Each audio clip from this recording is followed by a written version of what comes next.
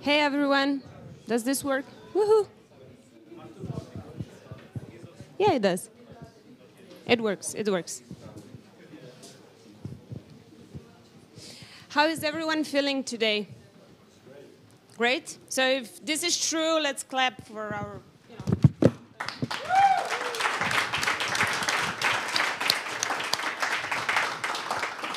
Okay, we see you are all feeling great. Does it work, actually? We see you are all feeling great. So welcome and let's have some fun together. Mitka, this is Tina and we'll take you through today's afternoon. So just to make clear or that we are all at the right event, we are here for the grand finale of InnovMatch project. Yeah? Everyone at the same one? Good? The project was running for about a couple of last months. The project was challenging companies, innovative companies, startups, developers, students to build a real business case solution for some of our partners and using SAP Cloud Platform. All here at the right event? All right? Who is not at the right event? Clap. Oh. Good, Simon leaves and we are all staying. Okay.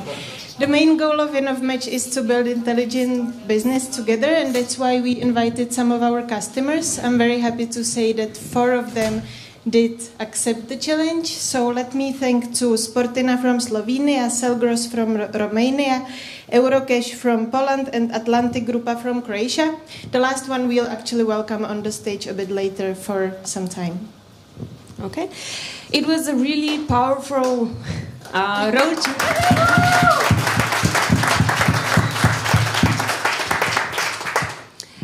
It was a powerful roadshow. We did 9 SAP Cloud Platform workshops in 9 different Central and Eastern European countries.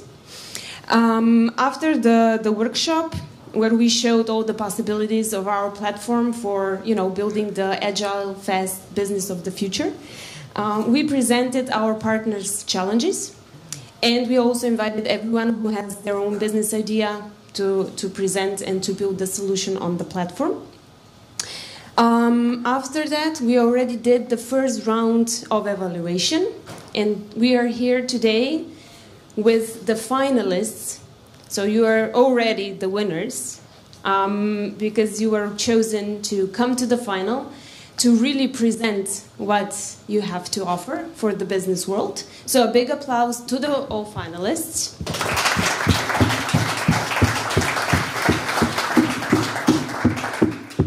But at the end, only one wins, and today we are going to get 1 grand finale winner and 2 runner-ups. Now let's see what we have learned during this challenge, and I hope we have learned something, and I believe Rog here can tell us more, so the stage is yours. What stage? I'll take a seat for the 45 minutes functionality presentation of SAP Cloud Platform, so hope the slides work. We've learned massive things. I mean, it was roller coaster ride with us internally, with all the startups, customers, and everyone. But I would point out a few things. Really, we've learned that the triangle we wanted to build up really works. About building the intelligent business between real-life companies, startups on our SAP Cloud Platform. It really can work, and it can bring amazing ideas, amazing challenges to us.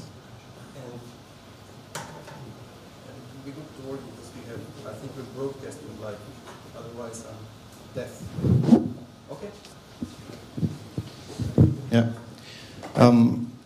And we've learned as well that you can only underestimate the challenge of making ideas, which was usually the thing for the past years, where we brought up many ideas, but we didn't really build products and solutions that deliver in the end the value to the customers.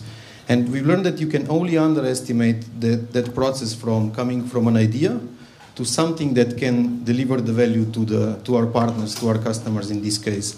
It was also a great chance for us to partner with clever, innovative organizations like SAP IO, like Techstars, and again our customers. At the same time, we have also timing-wise, for example, had to even postpone the deadline because the submissions were so many flowing in that we wanted to give everyone a fair chance.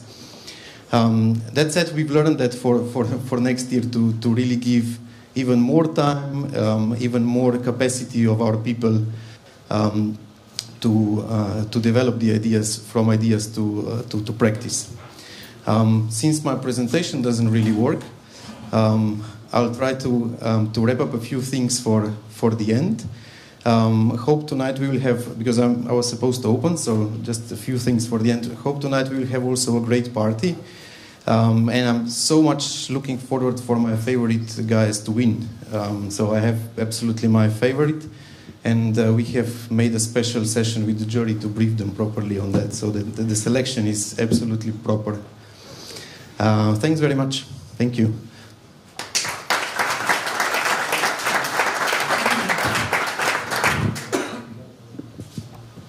Okay. Should we? What about this guy? No. Is it too late? For what? Well, I mean, I was told that we can apply here for a startup challenge. Is it true? No, the submission was like a month ago.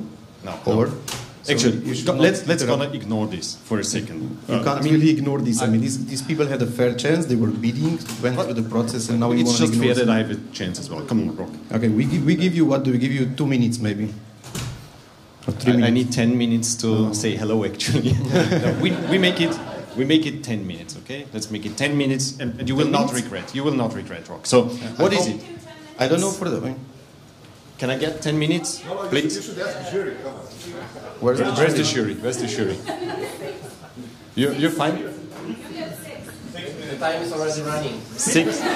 Go ahead. 6 minutes go like ahead. everyone Okay, else. go ahead. So, I was told actually this is all about young, dynamic people, right? Yes. You were told wrong. Okay, good. So, business idea to be digitally transformed with the SAP Cloud Platform. That's basically it, correct? Yes, that's correct. Super correct. So, and it should be actually commoditized at the end as well, huh? Consumable. Consumable. And ideally, machine learning. True? Yeah. It's fancy, machining. I love it, I love it. And unfortunately, I have a second job. I don't take that too serious, but I had it took me a little bit more time actually to come up with something, and I need to explain where the use case is coming from. You need to speed up. The use case is unique. The use case is my friend. He's a handsome guy, smart, earns decent money, good looking in a way, but incapable in picking up girls. Yeah? And we try to analyze what's the reason, and I made an academic exercise to read what makes people attractive. Yeah? And it's a very, very simple thing that everybody can do. What is that? What makes you more attractive? Super simple. Not money. It's a smile. It's a simple smile. We try that. So. Attractive or not? Not so much.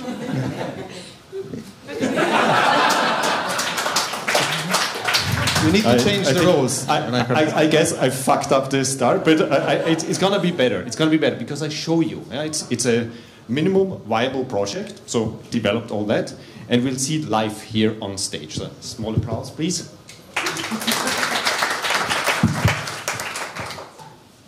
In fact, the way my prototype works, it's a microcam mounted, constantly filming my face when I'm going out in the evening, and whenever I'm not smiling, I do get a signal on my wristband, it's this one, and it starts vibrating when I'm not smiling. Yeah? So, but how does it work? It works really. I show you. Next step is integration into Tinder. And it's written there, by the way, it's powered by SAP Cloud Platform. Yeah? So this is really SAP Cloud Platform. We are opening the cam. So I can't carry the microphone. I can help you. Can you see? So when you focus just here on the right bottom. You see this smiley. Can you see it? Or is it too small? We make it bigger. So, no.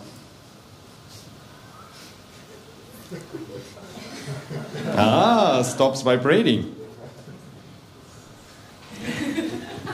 Let's put also. The glasses on. Well, but there's something seriously wrong. You see glasses? No, there's something wrong with the algorithm. It says average age 45 to 50. Okay, let's go there. That's done. So, you like it? Am I in? Absolutely amazing. Shuri? Huh? May I? No. No? Okay, good. But at least I tried. Yeah, you get his chance. And you did it in time. Yeah, which is actually, you also still have a lot important of time. for the other guys. You should sell that idea to Tinder. Okay, so thank you, Rolk and Reinhard, although you didn't get in, but you kind of showed us that working with technology can be really fun.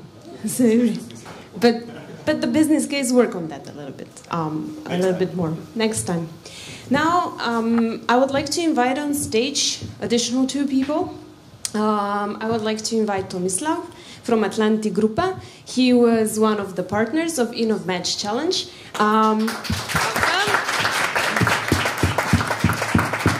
And Simon Kaluja, Managing Director of SAP Central Eastern Europe. Do we have one for both? No, we can share. Sharing. I don't need to. Fine. So great to have you. See, that's why I don't want to use it.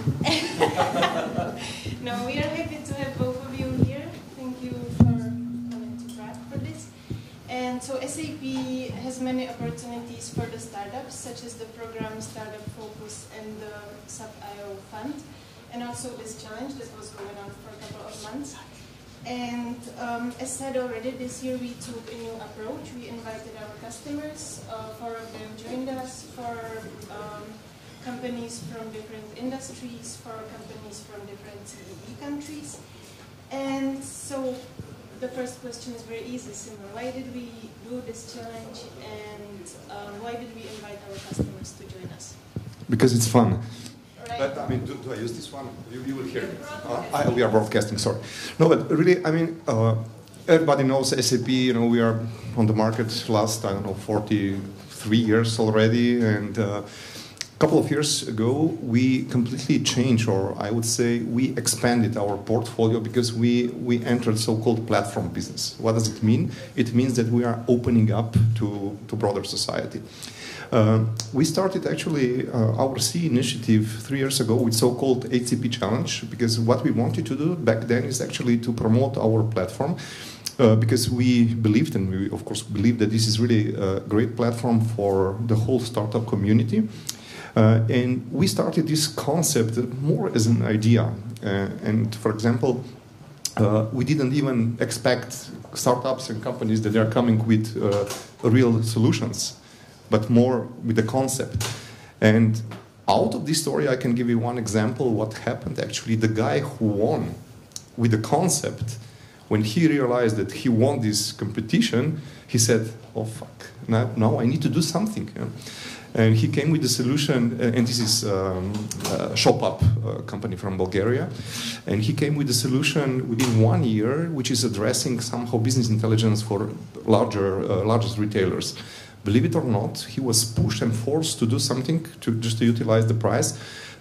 He won, but after 1 year, he was selling his solution to the largest retailer in Canada, in UK, and the guy became, a global player within 1 year based on his idea.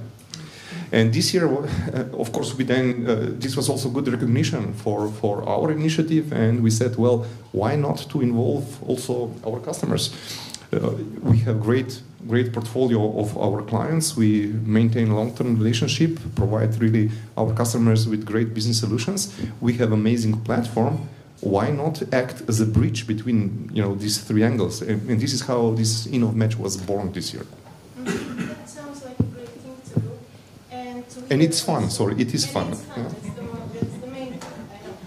And to hear also the customer's point of view, we are happy to have Tomislav here from Atlantic Grupa, which is one of the leading FMCG companies in the region that is present in over 40 countries around the world. So Tomislav, just tell us, why did you join the challenge and what did it bring you, like both from the business perspective and maybe also for you personally? Well, why we joined? SAP came and asked nicely. So. Time is up.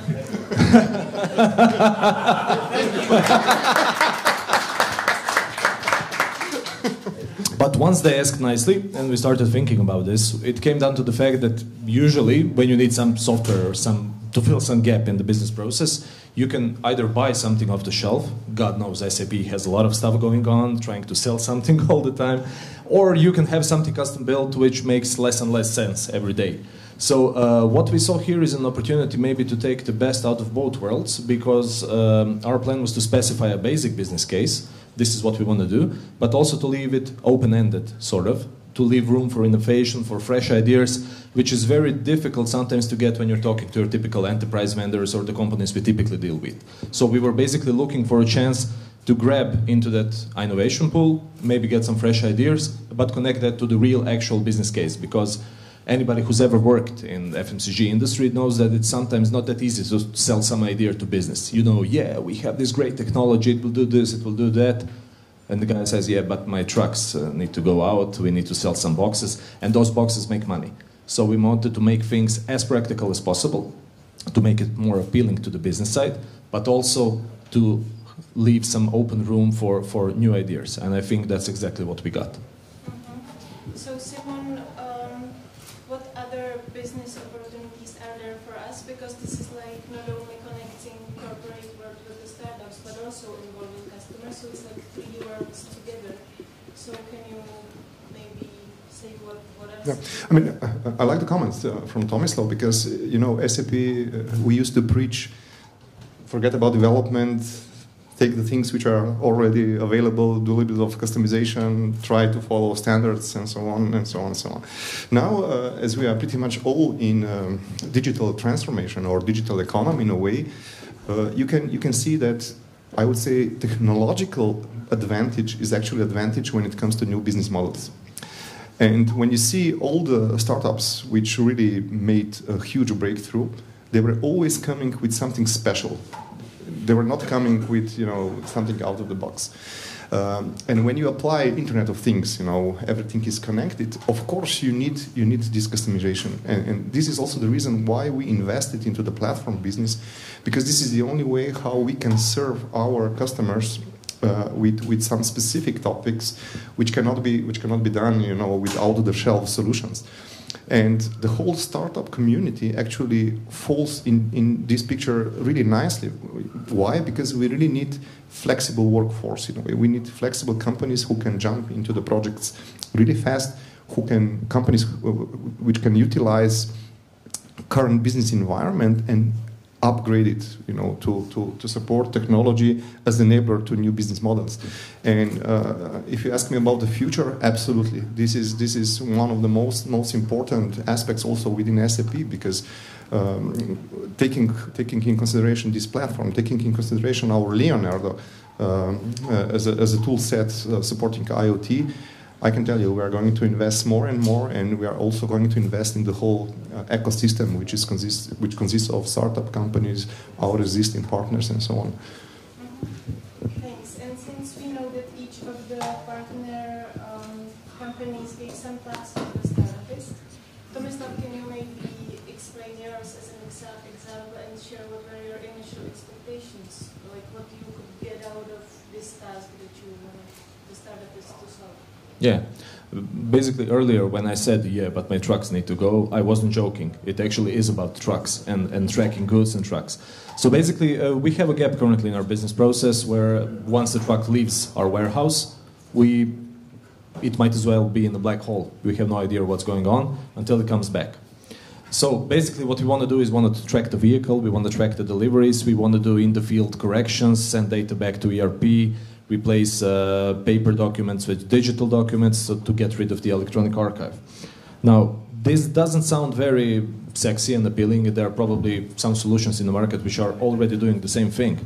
But these days in Atlantic, when we are trying to push some new things, we are not satisfied with just the basic stuff, you know, get the process in place, achieve some automation and stuff. We always want to see, is there something more we can extract from this? And sometimes people like us who work in enterprise IT too long are a bit limited. We became limited by what we're doing every day. So basically, at the end of our presentation of our case, we said, okay, guys, this is the basic case. Do something related to this. But this will not be the only thing that will be evaluated. We will also evaluate any innovative ideas. And basically, that turned out well. You will see more of that in the presentation from the FE Point team, which won our challenge. But we are happy how that turned out. Okay, and since you have already gone through the first round of the evaluating of the tasks you gave and the applications you received, did you see some obstacles or challenges of merging these two worlds? And if so, which ones? No, we only saw opportunities. Great, that's a great approach.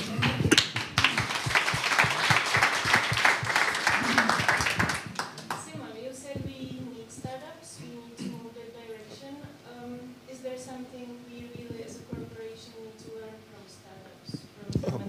I mean, we can learn a lot actually, and now give me 16 minutes. I'm a little bit privileged because actually I joined SAP from the startup company, actually from the company which was startup and then the company which became scale up. This is now modern phrase. First of all, you know, sometimes when you talk to startups and you explain to this powerful young generation that you are coming from a big mastodon called SAP, everybody looks at you, you corpo guy, come on. But please, one thing what SAP, what startups can learn from corporations, believe me, every single corporation used to be startup once. We also started with 4 people. With the idea, which was not accepted by IBM, and IBM said, well, guys, forget about it, you're shooting in the blue. And these 4 guys or 5 guys sat together and create one of the most important IT business ever in the history of the world. So what can we learn from startups is agility, flexibility. You know, I also understand why you are laughing at us from corporations, because sometimes I heard a nice comparison between corporations and startup companies. Like, you know, when you have this tanker boat and you want to make a turn, you need to start turning, 20 miles before. Otherwise, you will not steer the boat. While startups are more like power boats, very flexible. We, as corporations, we actually try to mitigate these obstacles with simplification of all our internal processes and so on. But the fact is that all startup companies, I believe all of you have some kind of exit in your mind. And I can tell you that there is certain moment of, I would say, life cycle of the company where you need to bring some processes, when you need to bring some structure in it. My only recommendation is don't kill your entrepreneurship, don't kill your innovative approach, don't kill your passion by doing that. And I believe this is something we are really taking away from startups, and we try to incorporate this into our organization. And that's why you can also see that we can also have some nice and fun time also in nice locations, by the way. This is a pretty cool startup. It is, yes. So now, last question goes to both of you. Before we hear the presentations and pitches, is there any advice or any recommendation that you have for the finalists? I mean, only one actually. So when you present to this jury, try to think about this jury like your potential investors. That's it. If you believe that these guys are going to finance your business in their future, this is how your pitch should be somehow set up and constructed. Well, from my side, I think this is a whole different ball game than the initial pitches, because initially we were pitching to business partners which had some specific cases, And each one of us was maybe evaluating you in a way, okay, how well did they do the basic case and what innovation did they bring, as I said before. I think pretty much nobody cares about the basic case today. It's more about the innovation, more about the fresh part, and basically what you should have in mind, besides the investors, is some potential, market potential of the application you're doing. So let's not focus on the specifics of the business case you got, but focus on what brings your application up above the others and enables you some market potential for other companies globally. That's my advice. Okay, now when we know the advices, all the panelists that are here can think about them for, let's say, 10 minutes, because we'll have a quick coffee or a quick drinks. We'll set up the stage for the pitching, and then we go on. Thank you, guys. Thank you.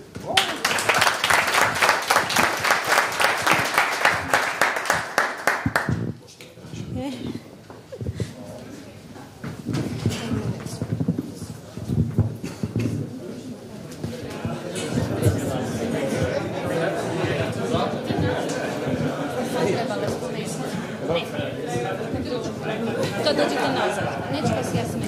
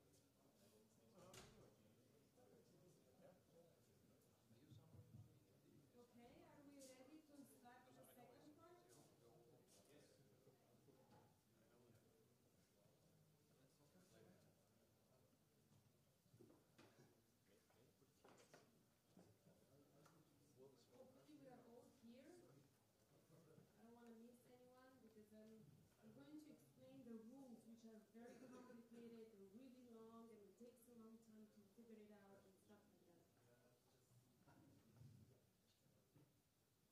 Okay, so first, like I said, we need to put some rules, and I need to tell you who's going to judge today.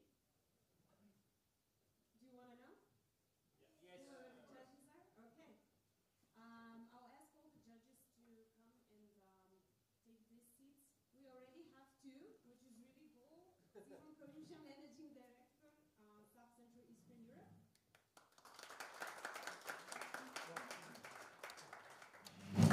Let me just wait how they sit. Mr. Peter Zavoral. Hello to everybody. Okay. He's running a couple of startups at the moment, so he can help you and definitely give a great feedback.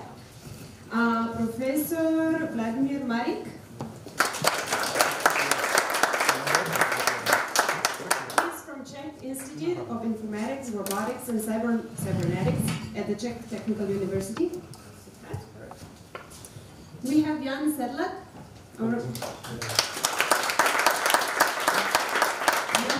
Jan's a journalist, and he is focusing on IT, startups, connection together with business. And last but not least, we have Klaus Drues. Hopefully I can help.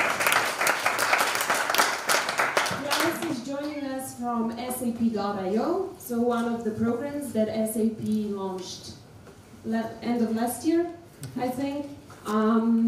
So we are an accelerator and also an investor. So a big round of applause for everyone.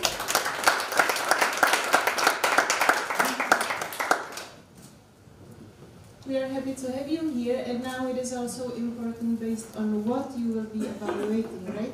So first of all is the business challenge that the finalists took. Second of all is the utilization of the SAP Cloud Platform. And third of all, it's the creativity, uniqueness, and the team spirit of the presenting teams. Based on these criteria, the jury will select one grant winner, as Tina said already, and two runner-ups.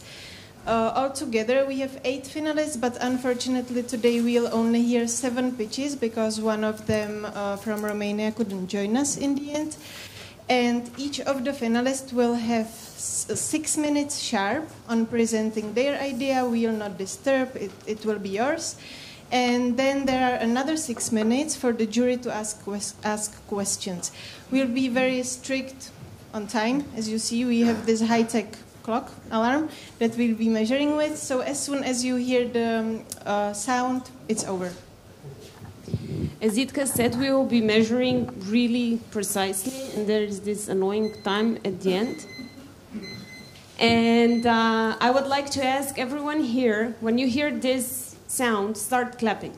It doesn't matter if the guys are still discussing, if they're dancing, if they're laughing, I don't care. Just start clapping because that means a sharp cut on that.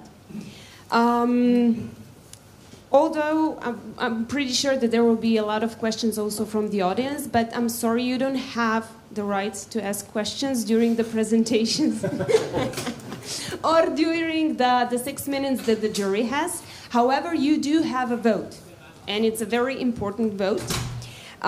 Monitor the presentation carefully. At the end, we will have a voting, and you will be selecting the best pitch presentation here today. And there will be a small reward for only the best pitch presentation, so the most innovative fun. Ivana is handing out the QR codes or the links to the online voting, and at the end, so when all of those are done, click it and vote for the best one. Okay, so I have the feeling that the two of us have talked a lot, so let's listen for some time as well. And therefore, I would like to welcome to the stage the first finalist, which is the team of SI Consulting from Poland, who was creating a solution for the business case of our partner Eurocash. So let's make some noise for Dariusz from SI Consulting.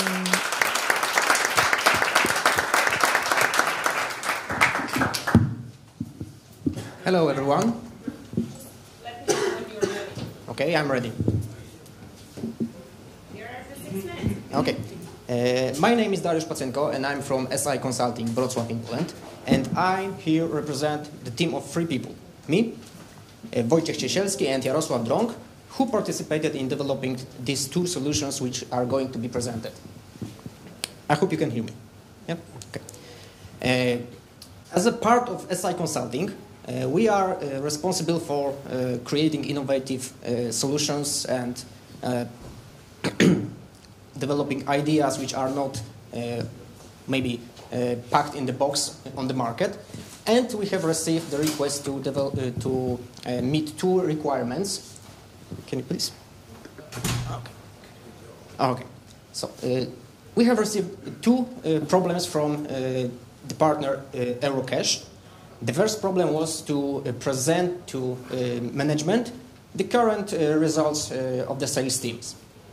This sounds quite simple, but as I will show in a minute, we have managed to develop something more out of the box than the common reporting solutions.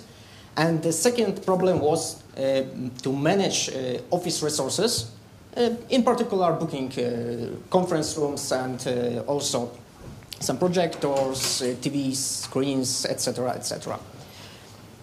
So we have started from developing the solutions which are simply meeting the requirements that were present. The first solution we developed is showing the the sales results and KPIs, but we decided to go from the way around, and we started from granularizing the reports and reflecting the company's hierarchy, so starting from the top management down to groups, units, and we can see the results and KPIs from the specific teams which the current manager supervises. That was the first solution. And the second application, which handles booking rooms and projectors, etc., etc., sounded quite simple. We should develop something that that allows the end user to pick a date, room, required resources, and just to book them. Of course, some companies may have already the same functionality implemented in Microsoft Exchange, because it is simply the same functionality. We can do the same in the Exchange. But we have decided to implement something more, not to reflect, not to duplicate the functionality of MS Exchange, but we have added one more feature. As you can see, we can check what is the shortest path from the employee workstation to the selected room. This can be useful when we have a huge office and not all the employees are yet familiar with the conference rooms. You can just select one and we can show him the shortest path to this office. What is more, we have some ideas for the future, because those 2 solutions are not completed, they are not closed yet. We have already made contact with the team that delivers the beacon systems, which allows to track devices or even people using, for example, their ID cards. So we can try to incorporate this functionality, these tracking devices, into this second solution, so we can check where currently are the employees which are invited for the meeting, for example. We can check what are they doing right now, why aren't they at the meeting. But what is more, we would like to monitor the current usage of the resources, because as we know, we can book the room, we can book some projector or screen, but we are not exactly sure whether this resource is actually used right now. So we can use these devices delivered by the other team to monitor if these resources are actually used. And to implement this solution in the future, we are going to utilize the IoT services on the cloud platform, because so far these 2 solutions are already on the cloud platform. The functionality of finding the shortest path is just a simple finding the shortest path on graph. So, as you know, SAP Cloud Platform allows this functionality, so we can use it as well. And I think I have reached the time. So, thank you.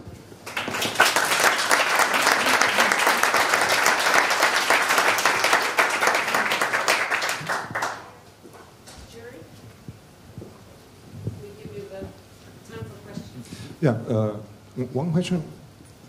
Actually, I was not able to distinguish, what is really a benefit comparing to standard also analytics application. So this is regarding the first one. And the second one, I also understand that there are a couple of applications for booking available already today. So if I understood correctly, the key benefit actually is that, distance calculation that you book office the closest to your meeting, or did I get it correct? So let me start from the first part. The key functionality of the first application was to actually deliver the KPIs or sales results. But the innovative part, maybe something that distinguishes us from the most common solutions available, is that we started from the top hierarchy and drilling down to the specific teams. So that is regarding the first part. And the second one, could you repeat? What was actually the question? I mean, there are many booking applications available currently on the market. So just to understand, what is the benefit? What is so special? Okay, so the special part is that we show the end user where he has to go, which way. I'm not aware of any application for booking that shows the path to the actual path in the office that shows such a way for the employee. And also in the future, monitoring actual consumption of these resources. Can I use your sales reporting solution with any CRM, or it just developed for any proper CRM? I believe it can be integrated with any system. Okay. Can you tell me just one example? How can I use IoT for your booking of offices?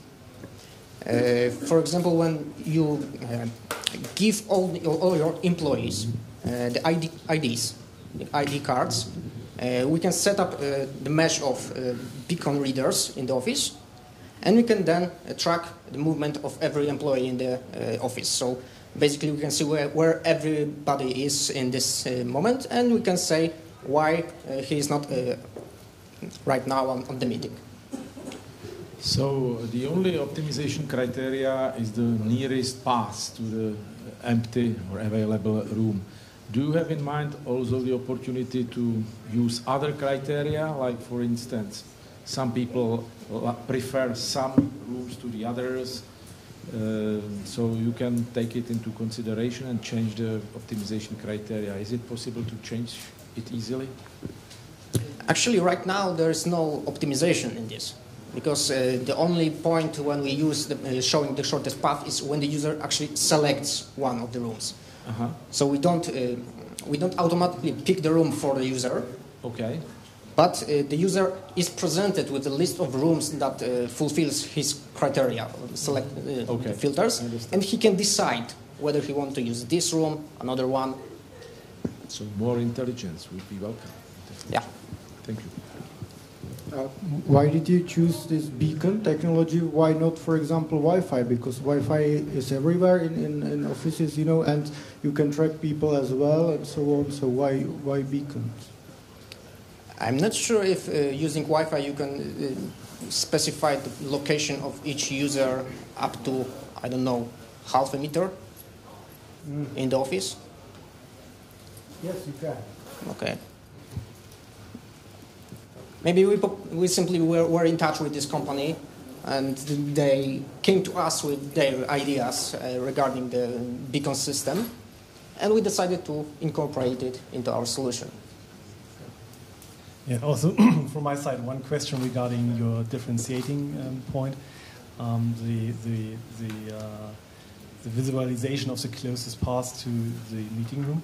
What happens if there's a company having two facilities, two separate buildings, and I'm, for example, someone who's located in building A, yeah, and I want to make a meeting with a colleague in building B. how do you display then the shortest way?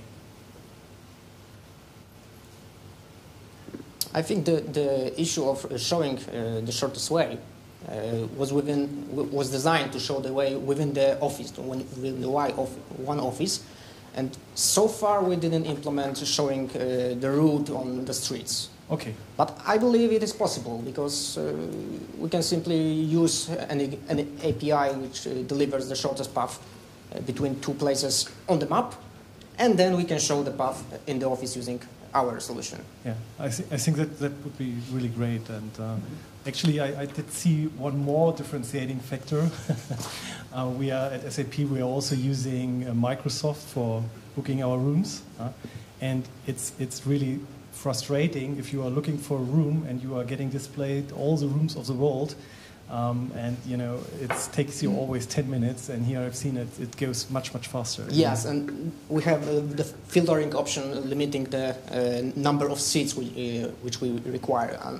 I'm not aware if in Outlook it is possible to say I want 5 seats and then the list of rooms. Yeah, then it's typically in the room name. Yeah, so yeah, yes, it's in a room name, but it's not a filter criteria. Yeah, indeed, absolutely. Yeah.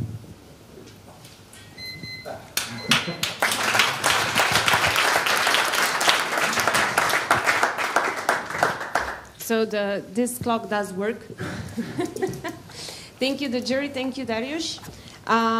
We just go on. The next presentation is Blaž. He comes from EFI.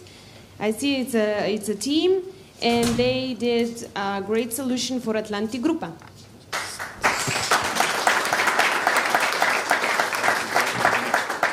This one, that's next. Like.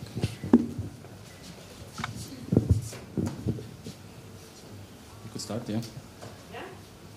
Okay, so my name is Blaž Vinstic, and I'm here to present you the EFI solution and team.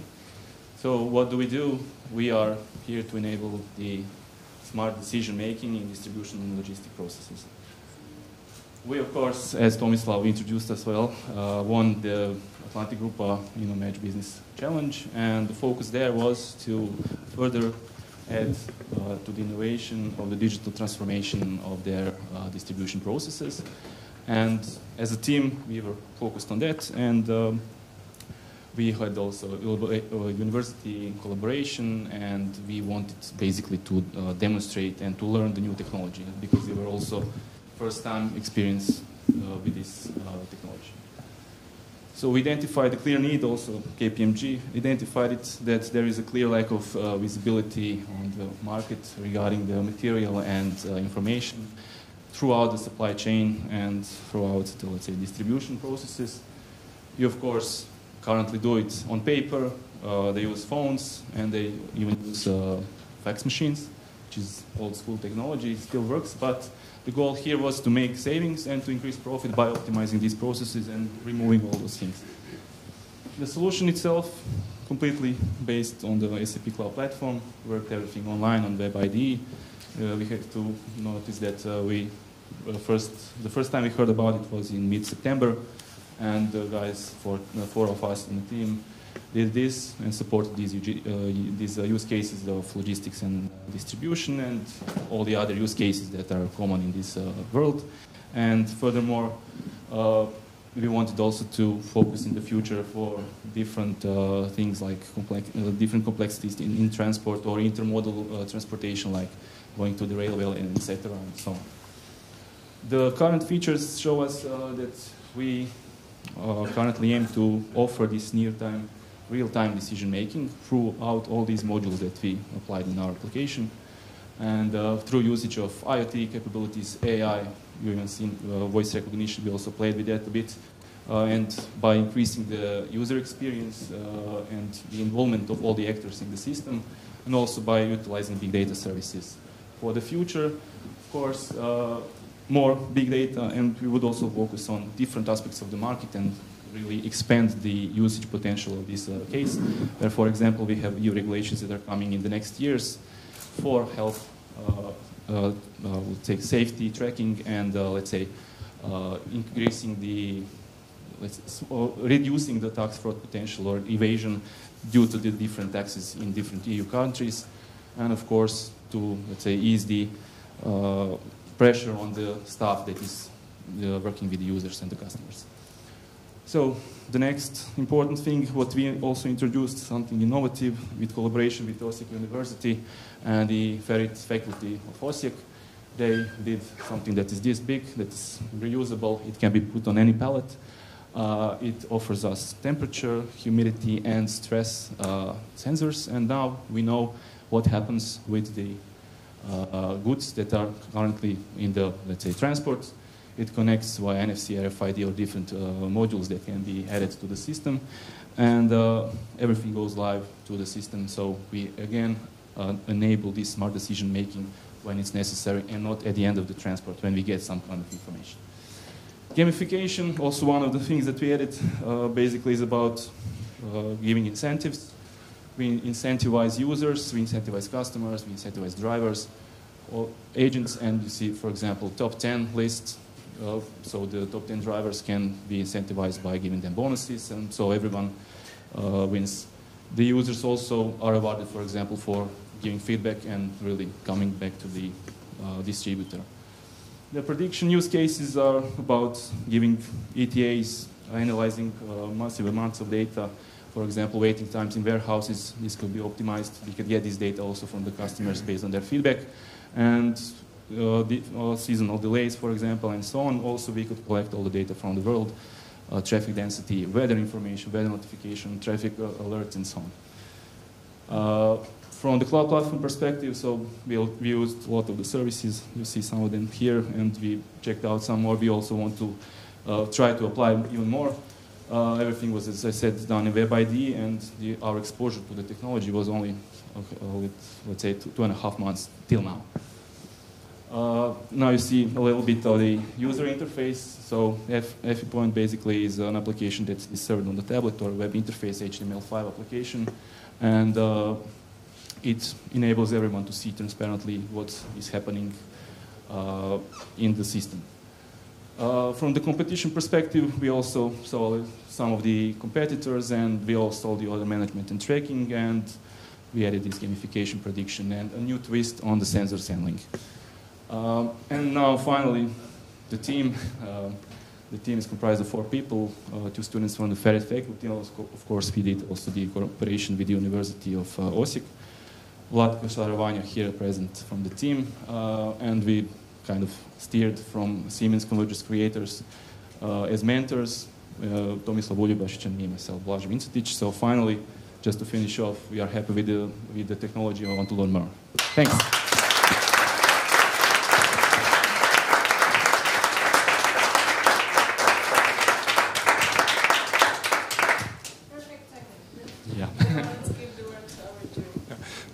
Do you plan to resell this application, and what is the business model, and why should I invest in you? Well, we currently have our potential customer, Mati Grupa. We hope to continue, let's say, speaking with them, and in the future maybe work with them, and to solve their critical issues. And then, of course, if there is potential, and there is potential, I presume everyone will be interested in this. So we solve a lot of the problems, let's say, that are out there. We also opened up new ones. For example, I mentioned how the sensors could be also utilized. HACCP, for example, I missed that. This is the health and food regulations. So in the EU in 2018, we have to also track all the medicaments and from the manufacturer down to the customer. So there is really, really a lot of potential how this can be used. But have you thought over business models? How would you sell it?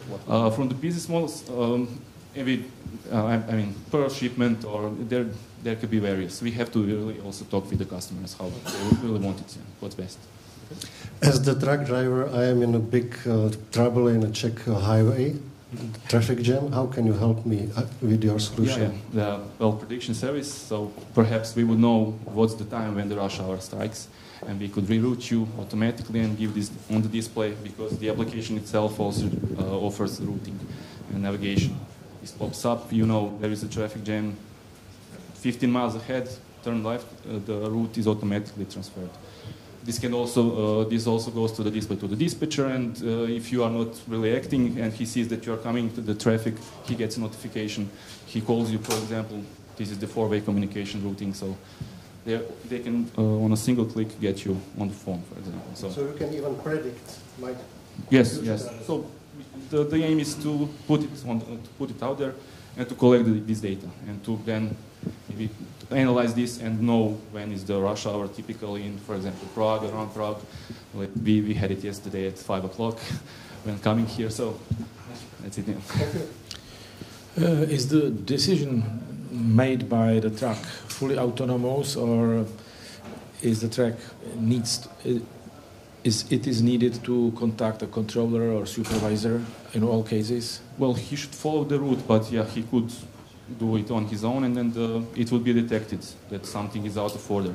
We would see that the dispatcher would see that he is going out of this predicted route where he should follow, and he could notify the dispatcher why this is happening, for example, so he could reroute it by his wish, for example. So the dispatcher observes the truck, but for instance, if there is a situation that the truck makes decision, it's better to go this way because I can see the local system. Yes, of course. Yeah, okay. That's completely up to you. Autonomous decision. Yeah. Thank you.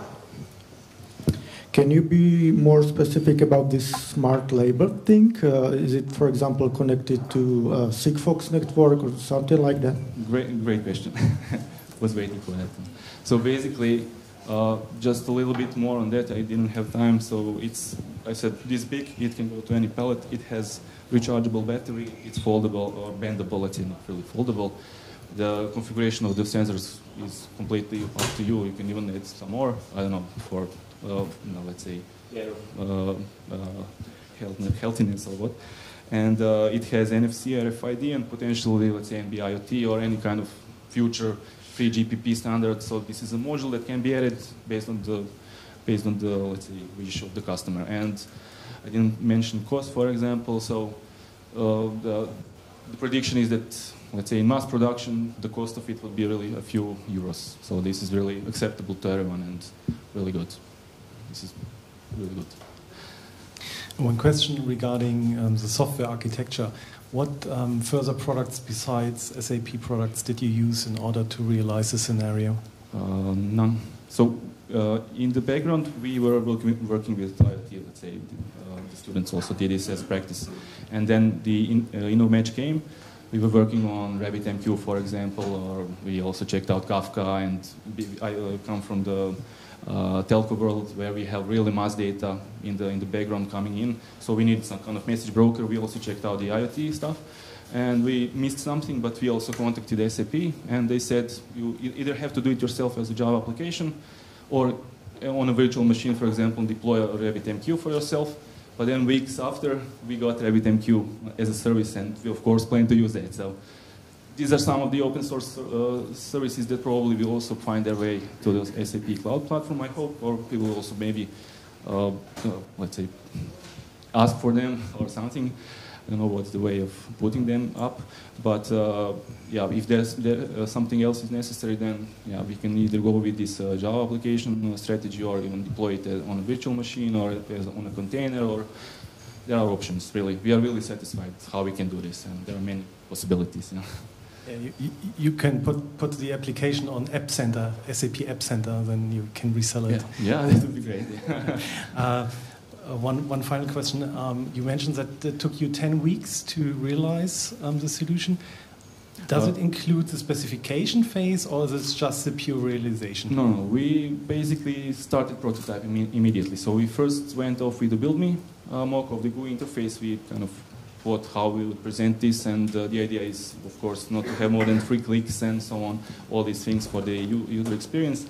And I think it took us a month and a half, maybe 6 weeks, something to get to the MVP for the InnovMatch challenge for the business case. And after that, we just kind of continued, and now we also have more and more really functionality that is behind, but there is some, this is still also a prototyping phase, so there is still some time and effort to invest to bring it really live to the system and to testing. Yeah, cool, thank you. Colleagues, we have some minutes left. Someone else want to raise a question, or? We're done with the questions. Okay. Thank you.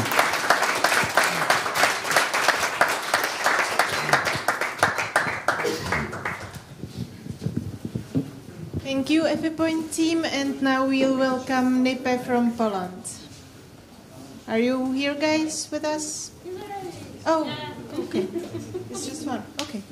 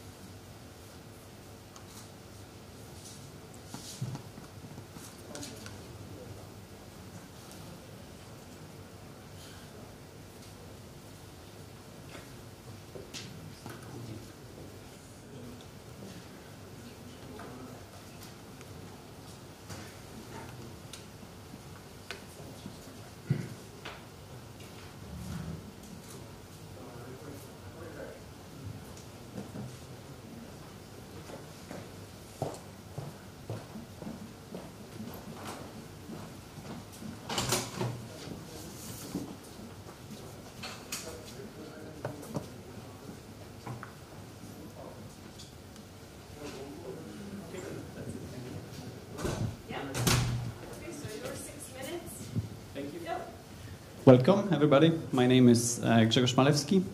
I'm representing today a company called NIPE. We are a company based in Poznań, Poland. Today, I'm the only one representing the team. The rest of the guys were still working when I was living in Munich today, flying to this beautiful place in Prague. First, I wanted to start with introducing those who are not with me.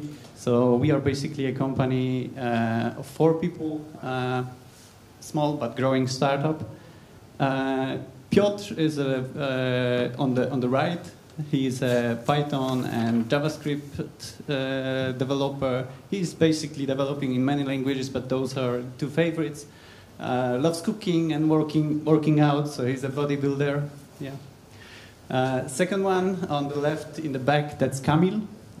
He's into Android programming, Raspberry, also JavaScript, because that's also main specialty of NIPE. We are specializing in building UI5 applications. He's passionate about model making, so he's now printing a model for a tank using a 3D printer. Myself, in my own free time, when I'm out of the work, I do sports, mostly wakeboarding. And the one behind the camera, who is not visible, her picture is here. That's Dominika. She's helping us with the administrative stuff, getting flights, getting our way to the customer, and making sure that we have everything in place from the administrative point of view. She enjoys speed riding on the inline skates, so speed is her thing. Right, so we do UI5 development mostly, so we are a small boutique. The application that we've made was inspired by the challenge from Eurocash. But before I jump in, can I have the next slide? Yeah, we already have a couple of customers that we work with. Those are the names that we deliver the SAP applications, different processes, usually end-to-end, both back-end and front-end. Of course, all on SAP platform. Right, so the challenge that we had was in own idea category, but inspired with the Eurocash. It was inspired by the booking system, but we wanted to show a tool that allows reserving and managing resources in general, whether it's booking rooms or warehouses, apartments, cars, trucks, whatever.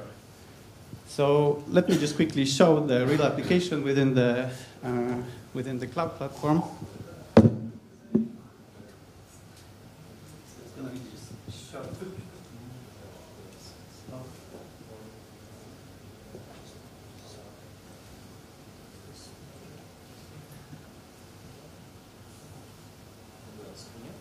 go. All right.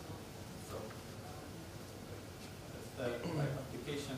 We basically can have can have different type of reservations. So here is the example, which is pretty common and understandable to everyone, where you can reserve the rooms. You can have different views.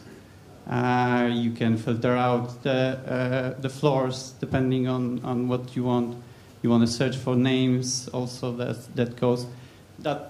This part will also work for any defined resource type. So the customer can have it for company apartments, can have it for warehouses, whatever. So this is ready-made application which is open to many possibilities. The twist that we have and what we wanted, how we want to get the real innovation with the customer is opening smart sensors. So let me just change to the slide. Okay. Right. So our idea, which can be easily explained based on the resource on booking rooms, is having super sensors which collect sound, vibration, electromagnetic activity, and temperature, and based on those, we can create software-based sensors with machine learning and detect events within the rooms. For example, what type of events are happening in the room, what equipment is used. And the meeting room is just an example, because can we make it bigger, please? Yes. It's just an example. We can have the same. This is just to understand the customer, what are the possibilities. But we can have the same for the warehouse environment. Right.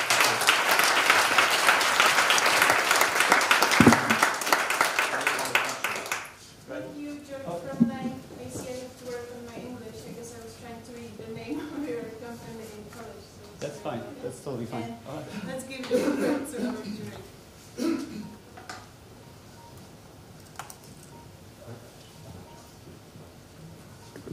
So, George, if I understood correctly, you are already positioning this application to the companies you listed at the beginning, like Hilti. Yeah. Basically, we are giving it for free. We developed it in a couple of weeks. We are quite skillful on the UI5, so this is our proof that we can deliver. Okay. But the main thing that we are interested in, and we want interest of the customers, is the super sensors and the usage of machine learning, and building a software sensor based on the hardware super sensors. How do you want to understood? How do you want to monetize? How do you want? Yeah, we would, if the customer agrees and goes with us for the proof of concept. Basically, we would like to work then on the real solution, which brings value to the customer based on the time and material basis, selling all days as a consulting company, using the knowledge that we gained during the proof of concept phase, which would be based on the real scenarios. May I use your solution also for capacity planning in the manufacturing process or on my IT project to plan capacities of my consultants or workers in the shop floor? Workers on the shop floor, yes, because you can have detected events on the shop floor and you can base some decisions or some apps on those events. I'm not able to come up with a way, although I was for 15 years a consultant for consulting services. But everything that happens in a closed space, where you can when you can collect the information patterns, which then can be turned into events, would work out as a base for decisions and for apps, and we're utilizing that. Yeah. Thank you very much. Yeah. Did you already physically link your sensor with the system? Because you mentioned it may be so. Yeah. We did some small trials, but that's not a big issue. Once we have the sensor, those small devices that I showed on the slides. They can be easily connected to Cloud Platform, collect the VRS services or protocols for IoT, collect the data. And then the data, as I showed, can be turned into events based on machine learning. And the sensor were designed by you, or no, they are commercially available? So they are market available, cheap ones. As they collect just those chosen values, it's not a problem. You can have number of them. They are not that expensive. Good, thank you. Do you have margin on this hardware sensor, or is this just part of the solution? No. It's just part of the solution. Okay. We want to sell services. Okay. Purely. Okay. And can you tell me more about your machine learning algorithms? Yeah. Which kind of data do you use and stuff like that? Well, we just did some first trials, so it's basic machine learning based on examples. So we observe a certain event, put it as a pattern for learning, and then once the general rules are generated, we can detect the future events of the same type. For example, a forklift operating in a warehouse. Then based on this, we can detect what speed is it going. Does it wear off, or are there any damages with it? Like the biggest opportunity is aerospace companies. They have the biggest warehouses where the events are really having a value for the customer, which detecting it would be a really beneficial thing. And our app, the small app, the aim is as an opener. Of course, they like Airbus won't put us in one of their hangars and let us play even with a proof of concept. But of course, they can let us to have the same for the office for the office room reservation, and then detect how many people are in the room, what kind of rooms are used most frequently, what types of events, what type of meetings are happening in that rooms, and so on. And once we prove that, we can move on to the warehouse or the hangar or whatever else. And so we treated this hub as an opener, as something that the big customers can get to know us and then work with us on larger scale. Yeah. Do we have 1-2 examples where, I mean, you presented room booking and things like that, and then you mentioned machine learning sensors, and I still have problems to understand a little bit where is the linkage, what might be use cases, what kind of data is the linkage between those two things? Yeah, if you collect.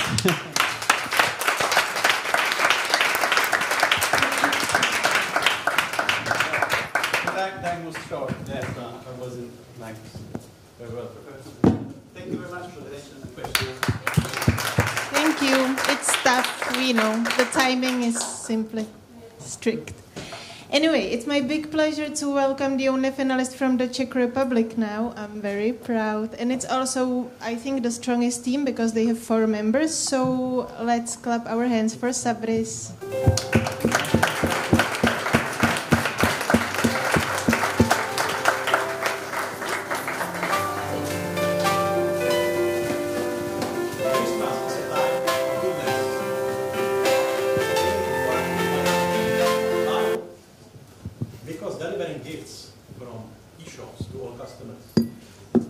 Especially during Christmas time, a big logistic problem. E-shops are struggling with the different interfaces, procedures, and applications of different kinds. Santa Claus asked me, how do I do it in the CE? I have answered him that I have harnessed the power of the digital transformation by using the Sabris aggregator. Come with me and take a look from my cloud. How does it look in the apps? Do you see the manager? How busy is she just a few days before the Christmas? Oh, time flies. Until 23rd, I have meetings every day. This year, I need to order Christmas via issue. What is she ordering? I see the card, gifts, gingerbread. Do not forget the mallet. Mallet, and that's all. Now, confirm on 23rd evening, it should arrive. Oh, we just received an order. Let's dispatch it. So, what main order? Okay,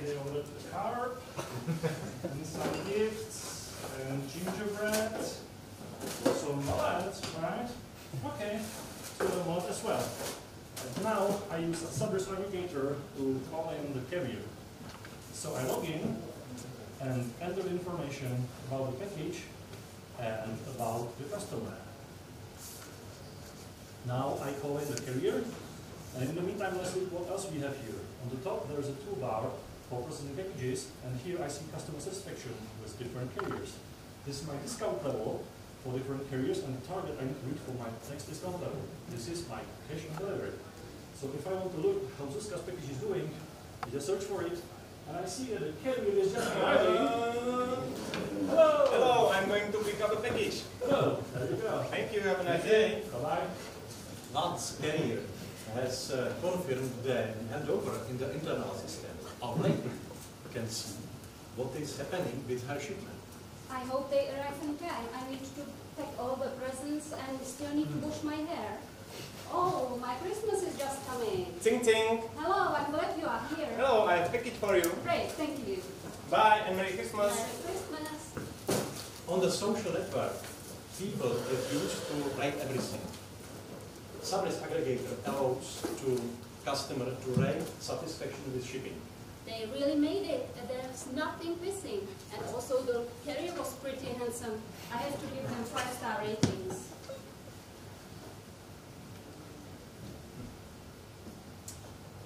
So everything went well.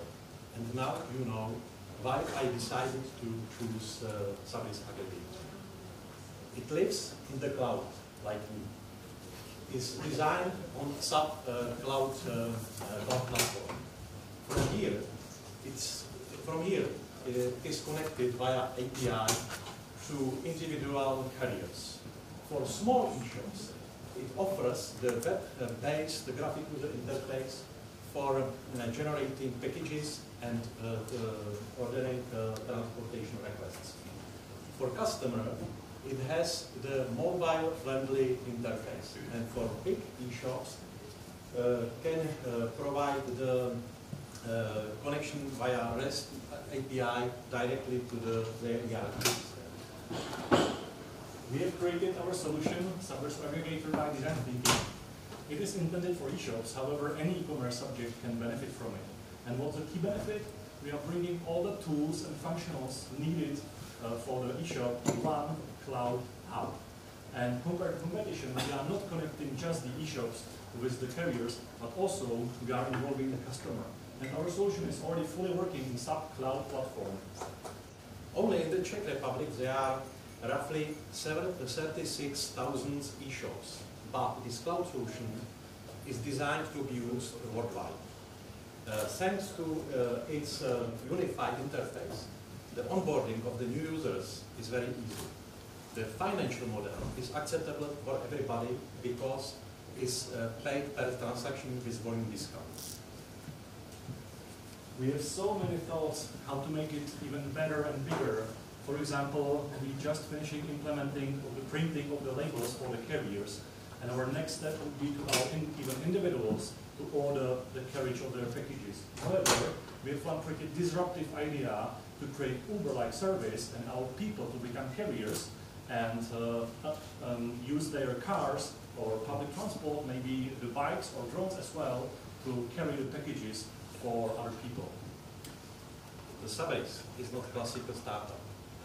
With more than 180 employees, we are a classic SAP partner. But we are focusing to adopt new technologies as SAP Cloud Platform is to our solution for the customers. Sabris decided to dedicate a team who is responsible for Sabris aggregator. The father of the soul of the Sabris aggregator is the founder of the company, Vladimir Sikora. The other colleagues are actors of this show, and we have another 2 programmers who participated with us during the preparing the solution. And that's all. But as every other good e-shop is offering something unique for the customers, we would like to share a little bit of Christmas with you as well.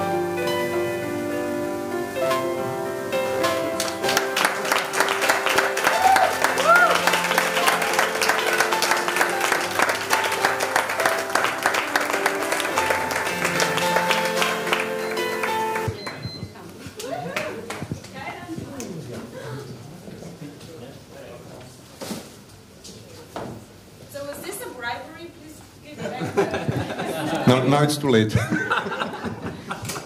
you have 6 minutes for the question. Technical question. Although I would like to start with the business one, but was this somehow connected to Hybris? No. No? It's fully working SAP Cloud Platform. Why you didn't consider a connection with the Hybris, with e-commerce? Because you could somehow utilize a lot of pieces of functionality. Yeah. Actually, the connection was, the solution was pretty simple.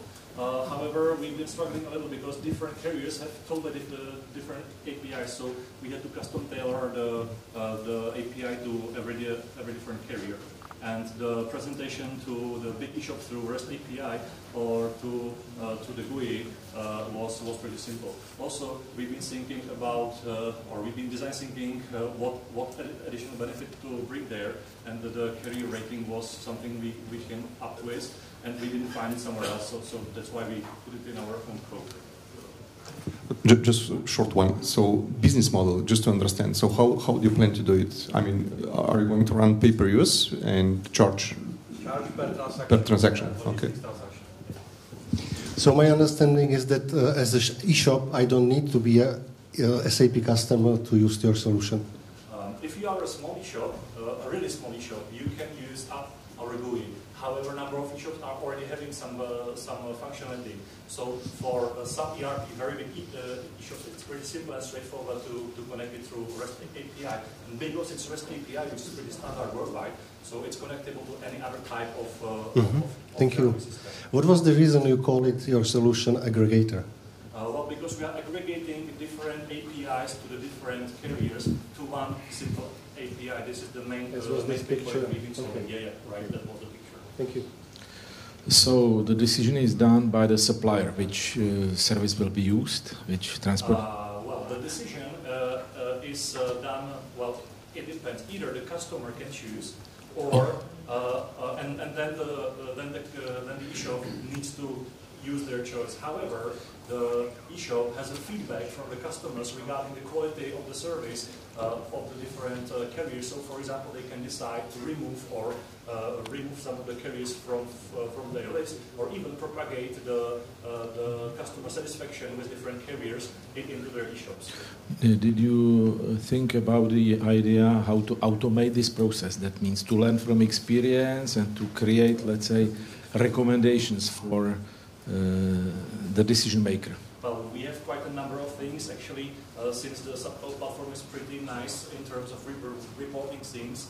So we definitely want to harness this part. However, right now we are really working on actually it's already in beta, the printing of the labels, and it also depends on the demand from the market.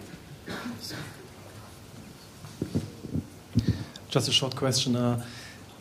I've seen you're aggregating the information from your transport organizations more or less than to the customer. Is there also the way back? So if the customer is dissatisfied, he just can, give a low rating, or can you also say the packaging it's broken? I want to open up and raise a claim, for example. Well, if the customer is dissatisfied, they just rate the carrier, and this information is stored back to SAP Cloud Platform, where it's identified by the eShop. The carriers currently do not have an API where we could give, or the ones we just working with, where we could return the rating back to them. But I'm pretty sure they will be really interested in this type of information. Yeah, but do they have any APIs for issuing a claim if something is broken? So I'm thinking more, instead of giving them the feedback that they're doing a good job or a bad one, is really thinking of transactional activities in terms of I want to have a refund or whatever. Yeah, the bigger ones do, actually, but the smaller ones, for example, the ones located in Czech Republic, don't always offer this type of service. And as we want to try to unify it, really to make it simple for everyone, we need to use the features which are key for the main e-shops. Okay. Any more questions from the jury? Yeah? All right. Thank you very much. Thank you.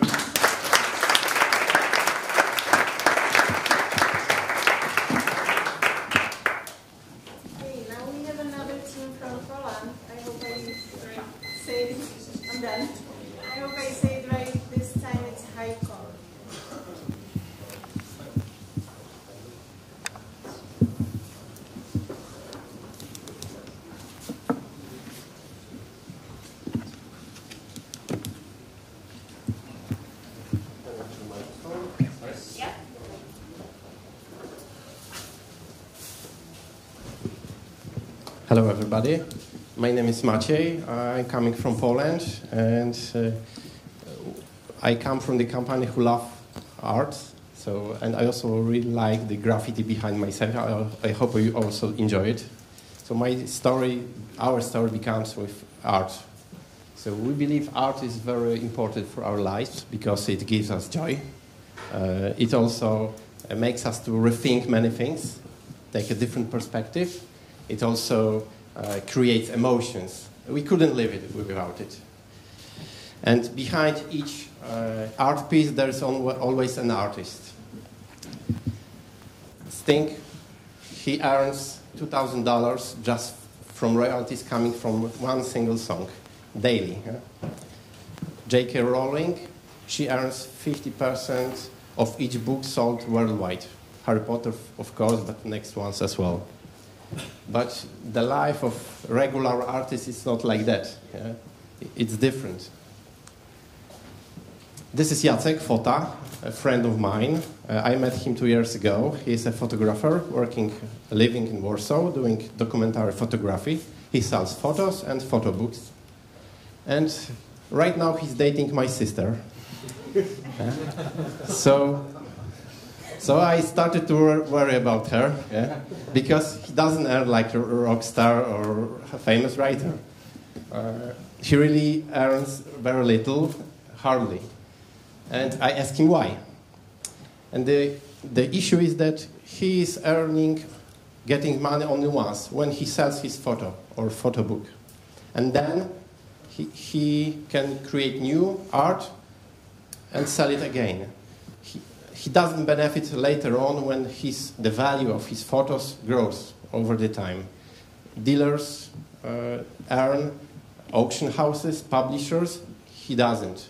And I said, well, come on, we have to do something with that. It can't be like that. So we did. And so we are, let's say, doers, not just thinkers. We have created ArtShare, which is a blockchain registry of visual arts.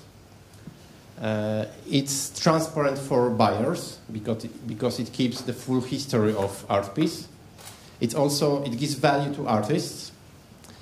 And the value is that artist gets money for his first sold item, but when it's sold again and again, part of the money goes to him as a royalty, which is not the case at the current moment. I think it sounds fair.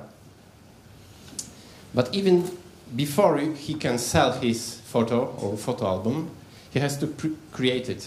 And I asked him, how does it look like? He said, it cost me 50,000 euros for films, scanning, printing. It took 2 years. And he was lucky because he was funded by a grant given by the city of Warsaw. But not every artist is so lucky. So usually they have to spend their own money or public money to perform their art. And we have an answer also for that. We do apply Kickstarter solution in here, similar one. So allow people to donate art, the new art that will be created. On the other side, we also try to protect rights of buyers. So usually artists limit their number of copies, number of editions of art piece. It creates the value of the photography.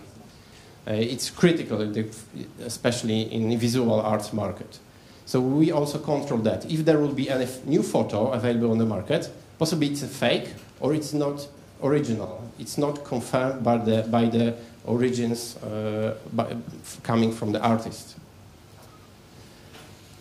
We have evaluated our concept in Poland, our home market. We are cooperating with largest Polish auction house. But it's really great potential. We see great potential in that. It can be scaled up globally. So far we have done MVP. Today I focus mainly on artists, but we have a value proposition prepared also for auction houses, galleries, buyers, sellers. We would like to take care of all of the participants. And we search for access to new markets and advisory how to scale it, how to go to new countries and markets. And our team is a mixture of artists, designers, and programmers. Some of us are painters, some are photographers, and we have an experience working with art market. And we really see that business could be a kind of art, and we also see the huge potential business in art market as well. Thank you.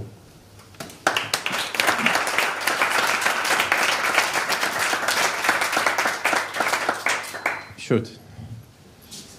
So one functional question. What happens if person A sells the picture to person B, and person B is, let's say, not locally in the same legal entity within the same country, but let's say in China, for example? How is it assured that the artist gets his fraction of the higher price?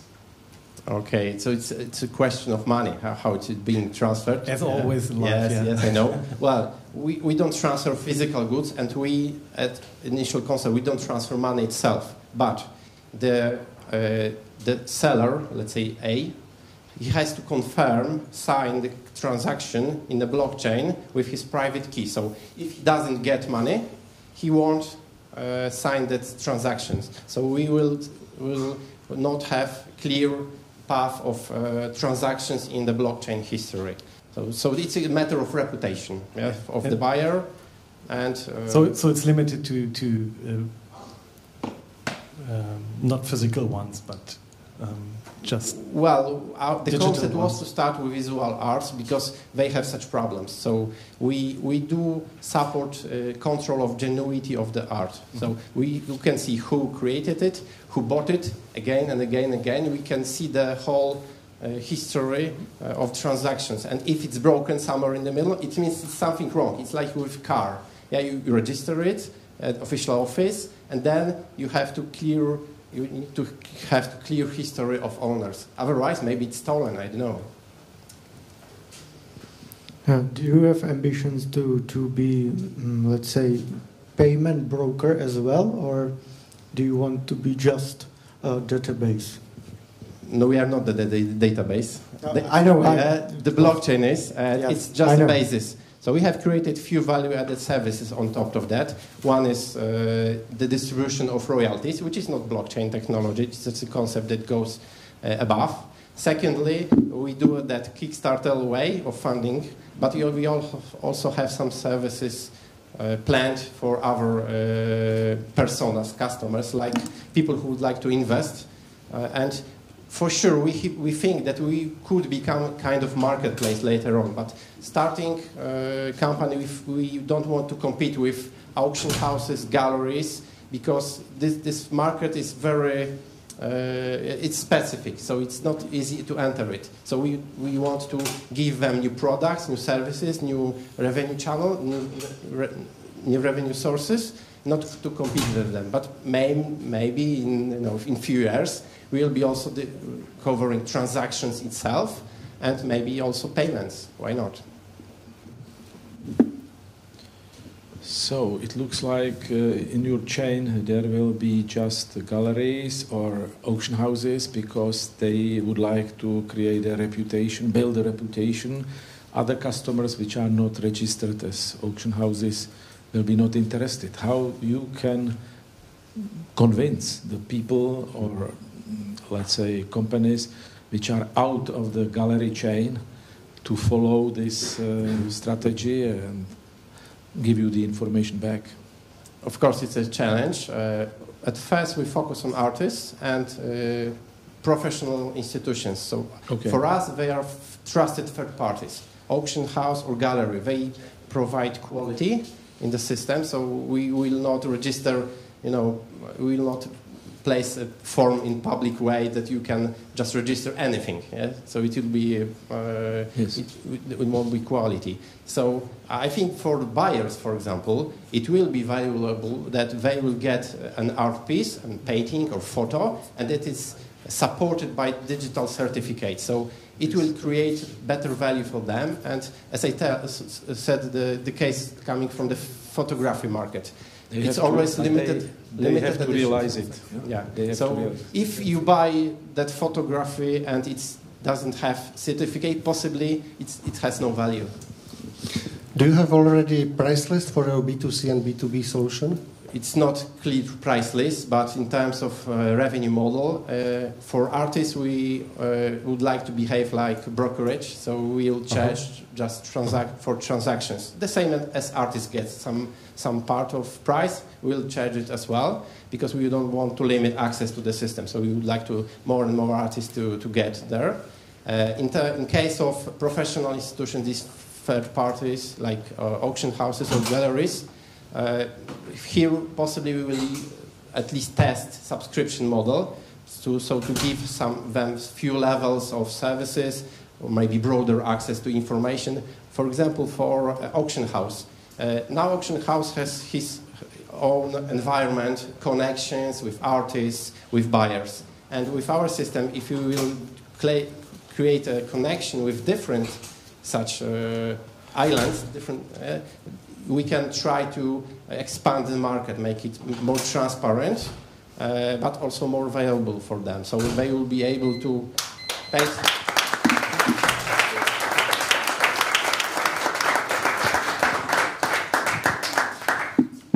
Thank you everyone for helping me with that. And thanks for the great presentation. Now we have the next team coming from Croatia. It's actually Next Gen team from Next Gen Lab. And they partnered with M-Start. The stage is yours. Okay. Thank you. Hello to everybody.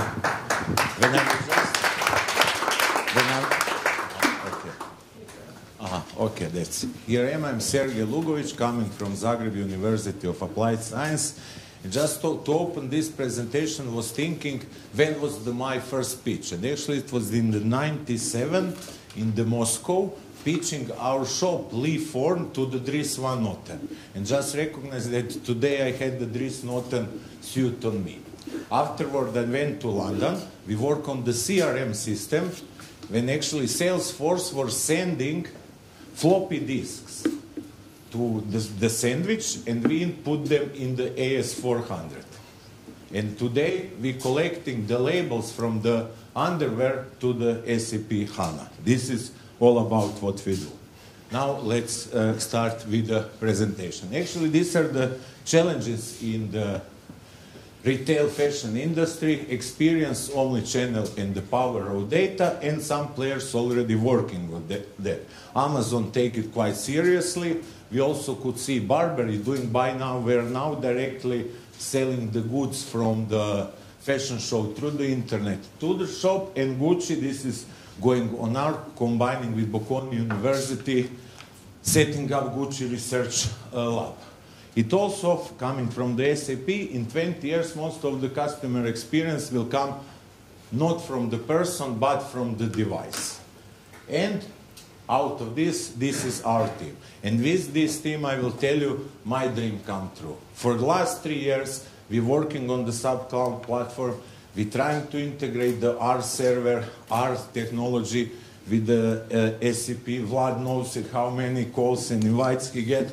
And now we get the team of the Grigor who understand S4 and HANA.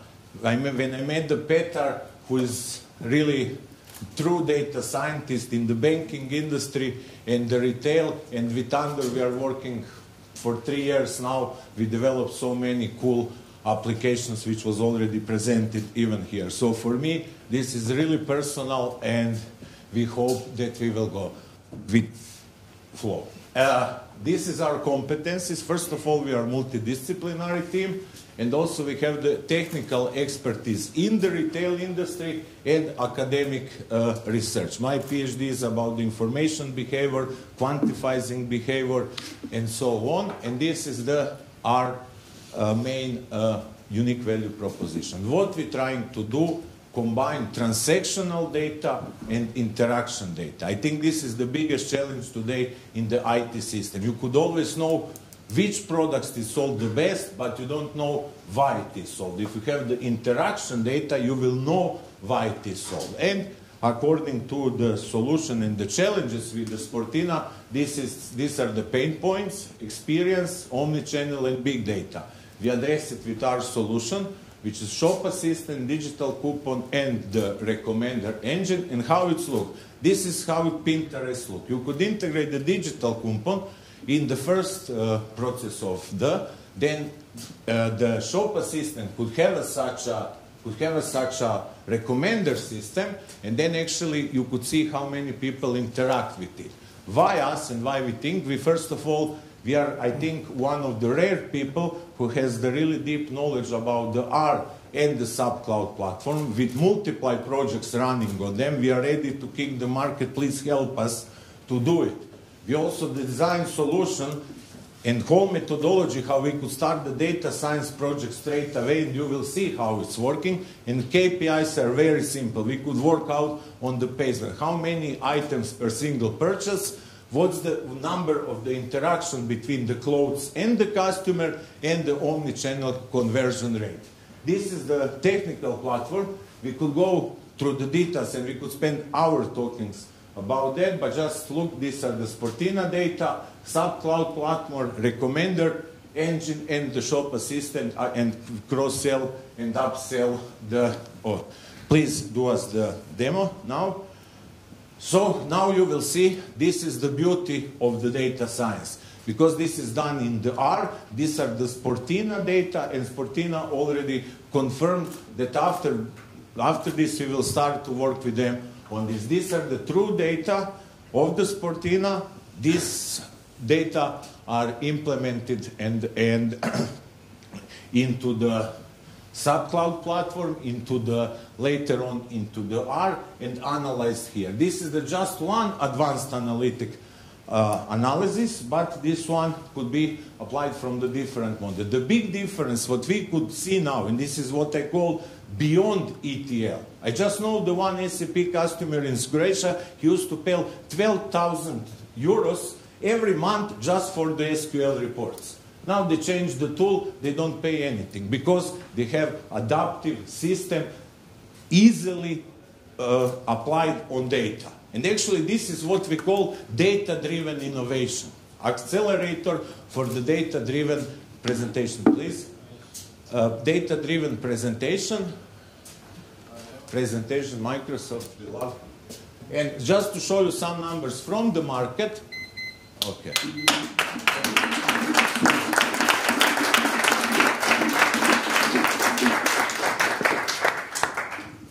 Underwear always for. Good questions, please. I was a little bit lost, to be honest. You lost me after 45 seconds. But just to understand correctly, so what actually are you optimizing by doing that? We are optimizing, precisely speaking, the major problem is the number of the items they sell in the shop. Okay. And actually, we implemented this algorithm already on their data, and they could see improvement. This is called shopping basket analysis based on different mathematical explorations, which Peter could tell you more. So actually, the whole idea is when you come to buy, let's say, the suit, maybe you could buy the shoes. But you never will know, statistically, is it better to sell the shoes or to offer you the shirt? And what is the action which is going to be taken by Sportina, for example? Are they removing some, clothes or some pieces? This is also based on this recommender. If I just they're optimizing stock. Yes, because if I make it here from this technological step, actually from this recommender engine could go back to their data and optimize their stock. Because it's very important with this RFID. Could you imagine if you could know how many of the goods are didn't touched for the month? Currently, you don't know. But eShop kills the idea. No, each eShop is the different story, and we could discuss about the eShop because M-Start implemented one of the largest eShops in the Southern Eastern Europe. But this was not the challenge, and we could. From our presentation, my understanding is that Amazon is already your customer. No, okay. I'm just saying okay. no. Okay. What do you mean by interaction data? It's web analysis? No, it's the when we're talking about the interaction data, I will say this is behavioral data because we have the object. Thank you. Okay. I see. Where do you use these RFID tags you mentioned right now? Huh? How do you use? The first case study, what we will agree, we will do the triangulation in the wardrobe. So they will know how many goods are went to the wardrobe and back or went to the shop. Okay. So very simple. Yeah. Yes, but I wanted to know where RFID fair enough. Actually, I'm fine. I don't have a question. Okay. Yeah, okay, thank you very much.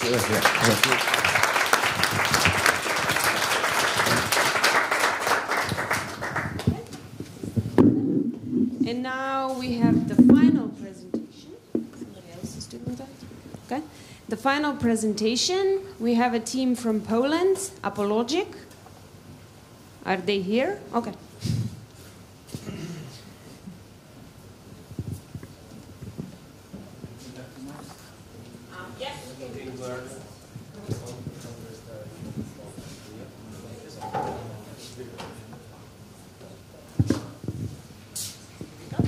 Thank you.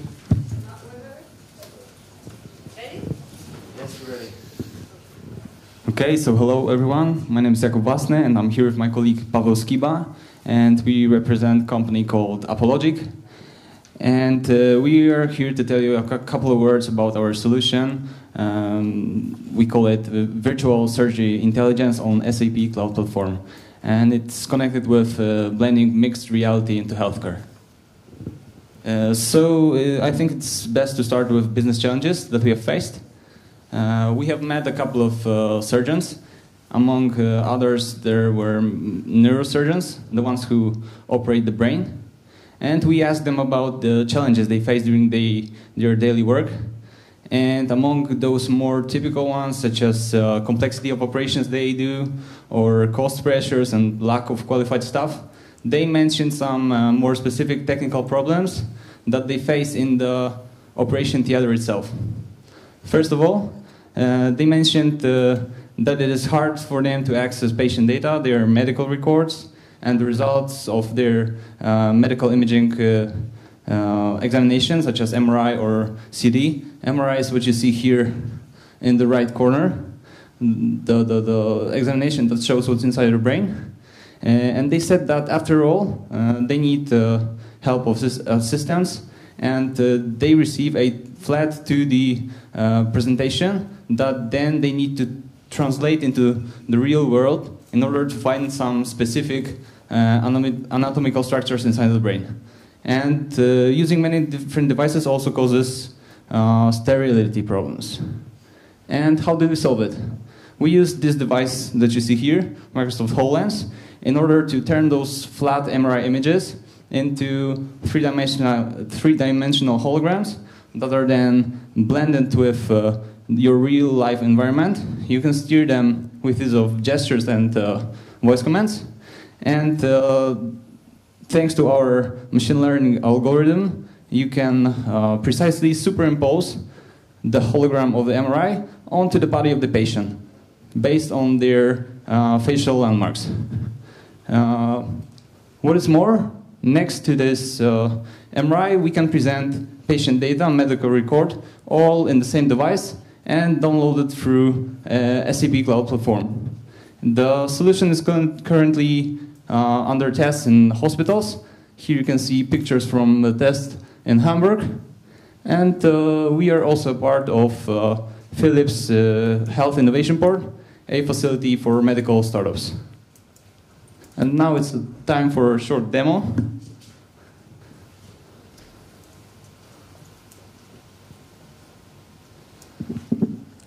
What you see in here is a doctor turning on this 3D hologram of a brain and slicing into it in order to find some specific structures that he is about to operate.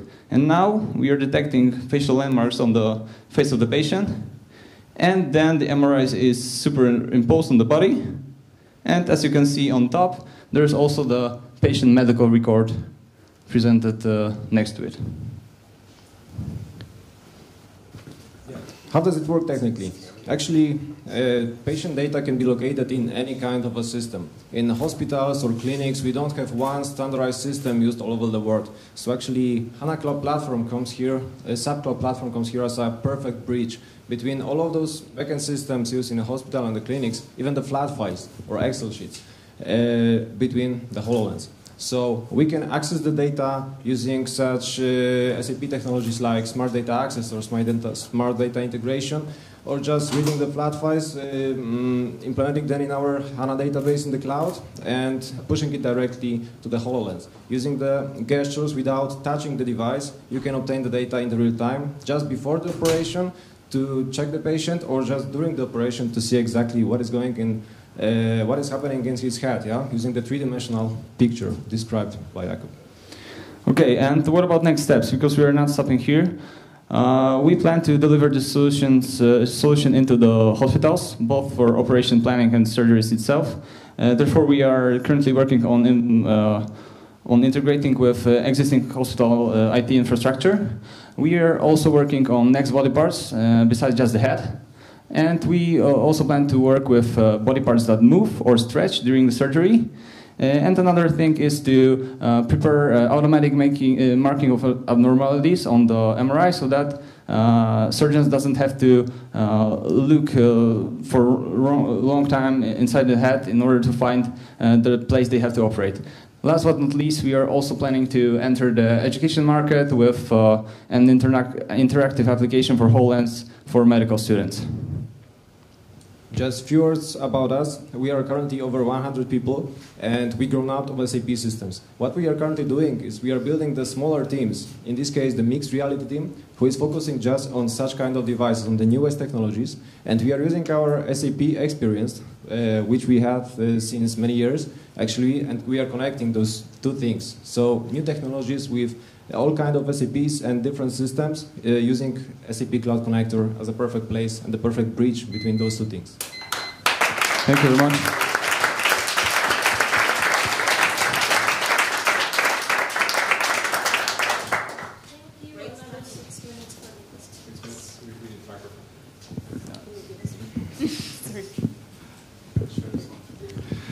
Can you combine HoloLenses with live data in real time so that you can somehow broadcast CT image?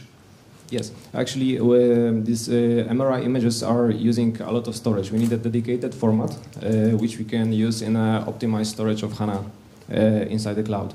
So we can upload those earlier, and the patient data from the backend systems we can take in the real time from the backend systems, even from the hospitals. This is what I understand, but can you actually do, maybe even live streaming of the current snapshot of CT, going on the patient? Yes, actually, the question is whether you do the procedure, the MRI, real time? Yes, or real time. It's not possible right now. Okay. Why? What are limitations? Are these technical limitations? Yes, technical limitations. Actually, MRI is just static imaging. You do the procedure once and then you use the picture. If you want to update it, for example, during the surgery, you need to do another MRI scan. Another MRI. And Okay. intra-operational MRI. Yeah. Okay, thank you. You mentioned you are already pilotizing your solution. Sorry, I missed where you are pilotizing, in which hospitals? We are testing it right now in Hamburg, in a lot of the hospitals. I cannot mention the name right now because it's not official yet, but soon it will be all official. Which one is it? And yeah, that's currently one hospital in Hamburg. So the solution is almost already for the market? Yes, almost for the market. Right now we are doing the trials, next clinical tests, and this is our journey into the market. Thank you. So what's the feedback of medical doctors? Are they happy with the fact that they can see the reality plus some augmented reality and that they can see more things? It might be tiring if they do it for a couple of hours. Actually, we asked them if, for example, this device is useful for them or how do they feel it, if it's comfortable. And they said that the technology they currently use is even heavier and more tiring to use than it is right now. And first of all, they don't have to use multiple devices. It's all in one image, in all one device. Do you think that current generation of HoloLens is ready for such things, such a use case? Because there are limitations, right? Like their field of view is very weak and stuff like that. So, is it ready for prime time, or should we wait for HoloLens 2? You know what I mean? Yes, I understand. And okay, so for the operation planning, it's totally enough what we have right now. You get used to the field of view for after an hour of using HoloLens, so that's not a problem. Doctors can get used to it. When it comes to the let's say accuracy of the placement and the sensors that are built in right now, it's not that precise yet. So this is why we are extending it with our own hardware part. A stereo camera that lets us to make it all more precise. But in 2019, there's going to be another device probably, and it should be better. In some markets, you have very strict regulations when it comes to patient data, especially in terms of where do you store this data. Do you have any answer to this challenge? Yes, actually right now we are meeting with the IT of the hospital, the one that I mentioned, and we are getting into the HL7 protocol that cares about safe and structured transfer of data. So this is our first approach, and I'm not into the details right now, but we are taking care of this problem, and yeah, the data is secure.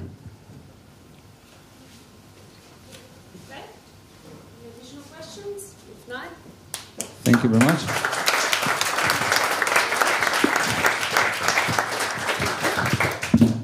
Okay. Thank you.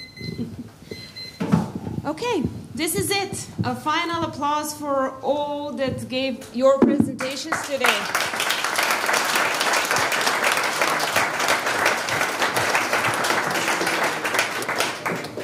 I don't know, but for you guys, the toughest part starts. So you need to go through all the things, you need to evaluate, and in 30 minutes, you need to come back and give us the grand winner of InnovMatch project and the 2 runner-ups.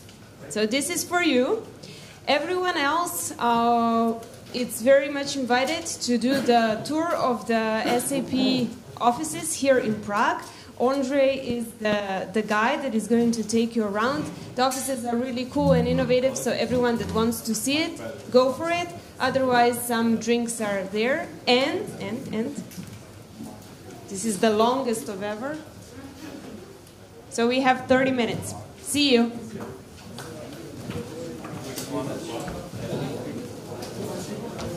Yes, you go with them.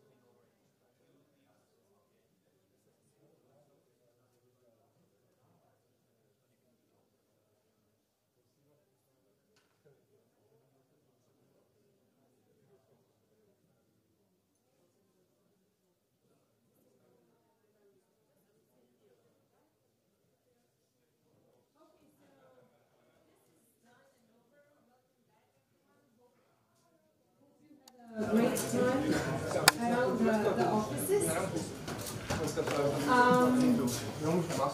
Jury members, do we know the winners? Yes, so. Yes. Okay, very good, very good. Are you guys ready to hear the winners? Yes. Just a short call out. The voting for the best presentation is still on for another 2 minutes. So if everyone still wants to do that, to vote for the best presentation, you can still do that. But everything else is done, right? So I would like to invite on stage Simon for a couple of words, and then we announce the guest. So the winner is... Not really, I'm not so easy. Come on. How did you like it? Presentations? Any feedback? Did somebody enjoy? Yes. Both of you? No, but really, I mean, I was really fascinated because, you know, we at SAP, we really live this innovation topic, and it's our DNA. We talk, we live, we do innovation, and that's why I really believe it's crucial for our joint success. Not only that, when you think about how the whole CE region is really innovative, and we saw this through the last couple of years, coming with really great solutions, great companies, great startup organizations coming with extremely nice ideas. I mean, there is a big hope for the whole region also in the future. Now, if you think about what SAP is doing here, as I mentioned already before, we are really opening up completely. So we let you, as you know, dear members of ecosystem, to access our applications, to build on our platform, to connect, I would say, best from the both worlds. When you take a look at this triangle, so our partners, you sitting here, our customers who are already using our solutions, based on our technology, I'm really confident that we are going to address all the future challenges when it comes to digital economy, digital transformation. I believe that we are in a certain point of time where nobody can tell us that we are still facing some technological limitations. Because maybe, you know, 5 years ago or 10 years ago, somebody could tell you, well, we cannot develop this because, you know, we don't have computing power capacity, because we don't have enough of storage place, we don't have whatever.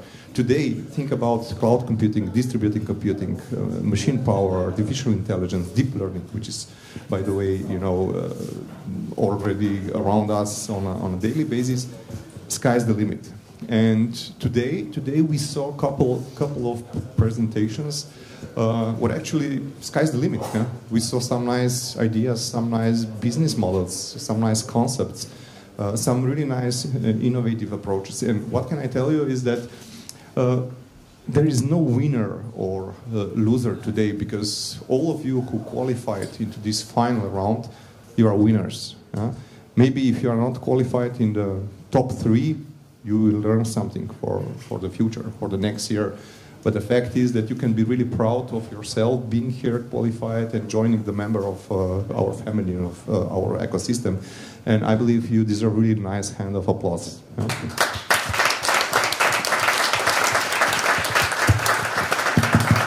So by saying that, the winner is... wait a little bit. Thank you, Simon. So I just want to tell you what you were fighting for. Does everyone know what the prizes are? No? This year, InnovMatch monetary fund was 15,000 euros, and the jury decided how this will be divided among the 3 winners. So the grand finale winner and the 2 runners-up. We will thank you for voting. We will also give a small prize to the best pitch presentation, and now we will stop the voting at this point. I would like to invite on stage right now somebody that would help me announce the 3rd place. So the 3rd place, Mr. Vladimir.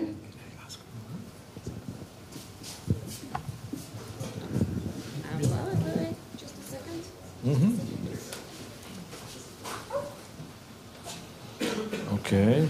You can see the first place means 2,500 euros, not Czech crowns, you know. But I exchanged to 2,500. And the winner of this amount is Sabris CZ.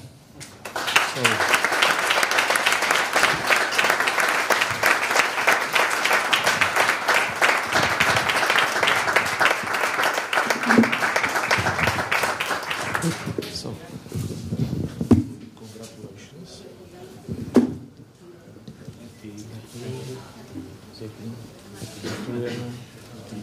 Gratulujeme k úspěchu.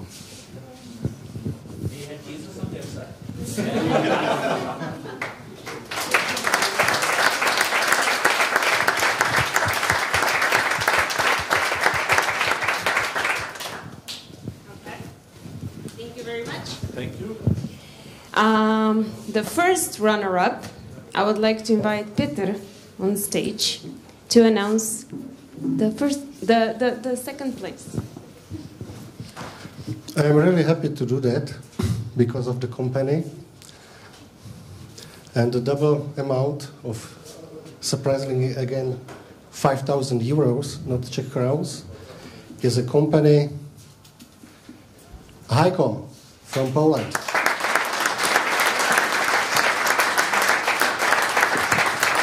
I'm really happy to, because it's the most innovative solution I have seen today. Thank you very much. Congratulations. So it means you really love art. Thank you. There you go.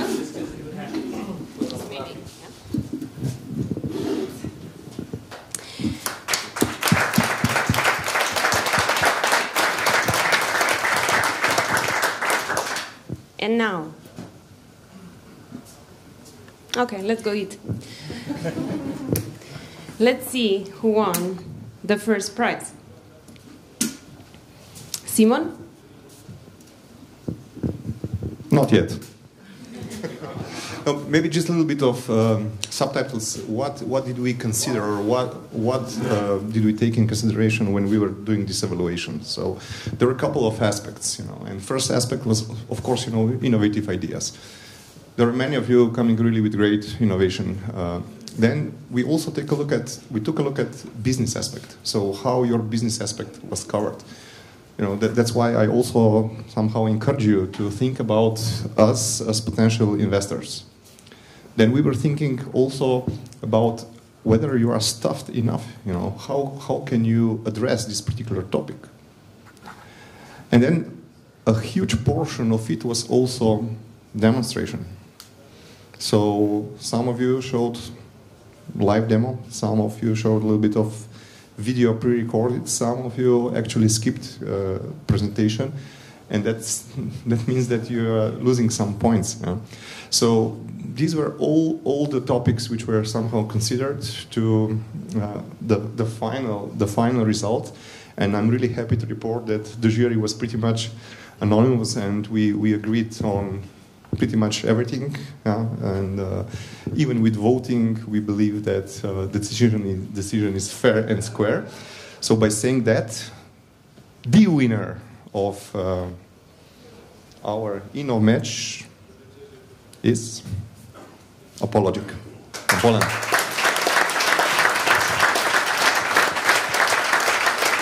Congratulations, guys.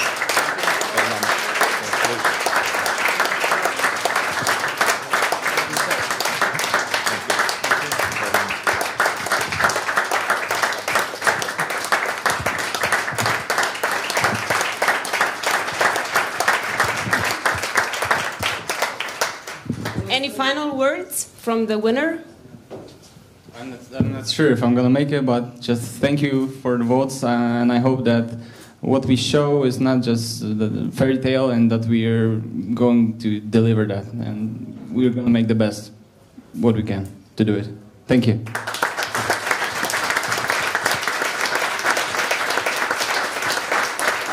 Thank you. Now we also have the voting. So the best presentation, Klaus, can you maybe help me with who do you think had the best presentation here today, and who's going to win this one? The jury was pretty much unanimous, and your votes also pretty much there. Oh, you were not a part of that, but you were good. You were good. Thank you. So finally, Smiley was too small. So, winner for the best presentation, you will all have known that, is Sabres.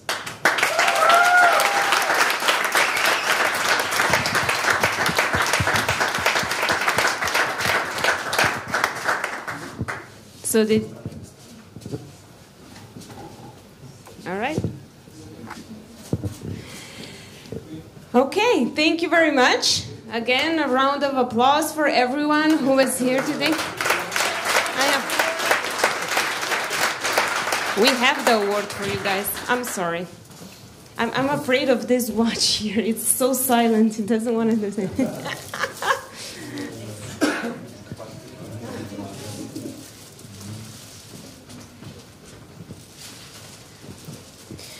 As with everything, the event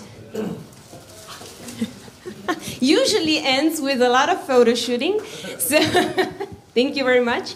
So I would like to ask our jury members and our winners if you can all come here so we can have like a big picture. And I like the guys because they are all over the place, so they have a lot of pictures anyhow. And for the rest, there are drinks now ready and there is food now ready, and we all deserve that. Thank you very much, everyone who participated. I hope that the challenges were great, that you liked the InnovMatch, that you liked the Cloud Platform. I need a drink. And thanks again to our partners, so Atlantic Grupa, Sportina, Eurocash, and Celgros, who were bold enough to be a part of this challenge. Thanks again, and see you next year.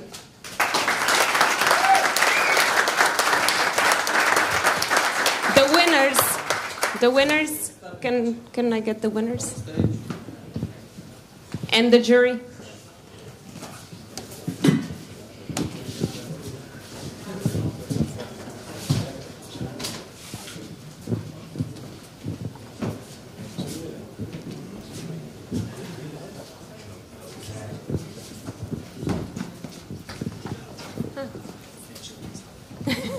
Koga?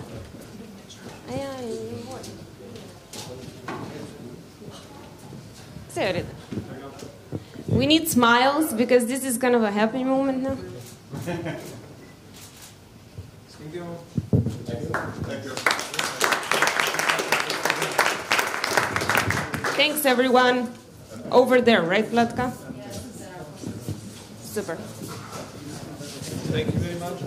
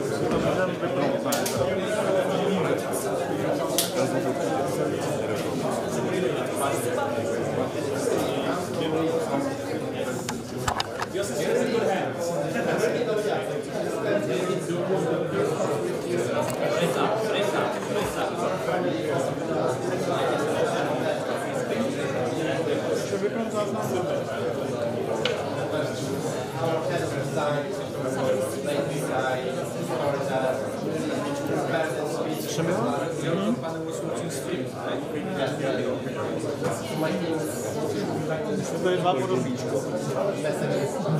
Jo, že podobně ten typek tam. Už to vypadá. Takže dostavit. Jo.